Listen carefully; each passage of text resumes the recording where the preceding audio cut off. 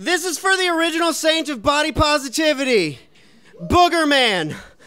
The muscular maestro whose mighty mucus mollified miscreants, the fastidious fighter whose flatulence froze fearsome foes, the steadfast superhero with snot that stopped sadistic plots, the OG of original grossness, the human body made weapon from the weaponized components of the human body. Ever let loose a room-clearing fart? Ever had allergies break the plug on your snot faucet? Ever pressed your nails to the side of a blackhead only to have pus the size and shape of a maggot burst forth like rot god worship incarnate? Thus it is to wield the powers of Boogerman so often.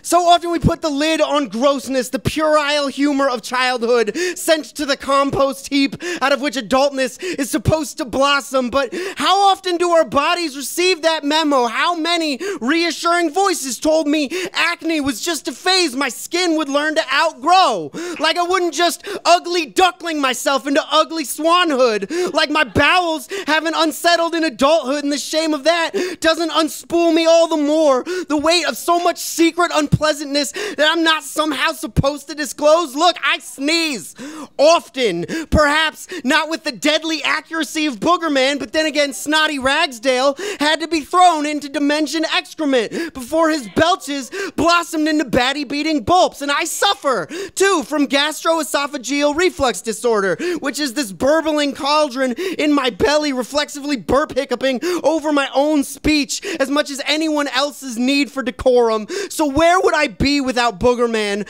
Remember the poopery advertisements that had to remind you that they were selling a real product? How every Clearasil ad features someone whose breakout history is as scar-free as the bright overlit foundation can make it? It's all just another way to remind users the human body is a flawed beast meant to be deadened and stuffed into a cleaner package. Like, who cares where the meat comes from if the sausage looks good? But here, I burn my own effigy in the fire of Boogerman, roast myself until I split at the seams, all the human of me, tender, disgusting overspill of clogged pores and sweat stains, all the times my loins funked their way into shit-stained Rorschachs, how my own blood boils to the surface of my skin and leaves me the task of leaching my own purity away from those that would mark me freak for it. I still dream the hero of me, damn it. Icky and disgusting and flawed and human.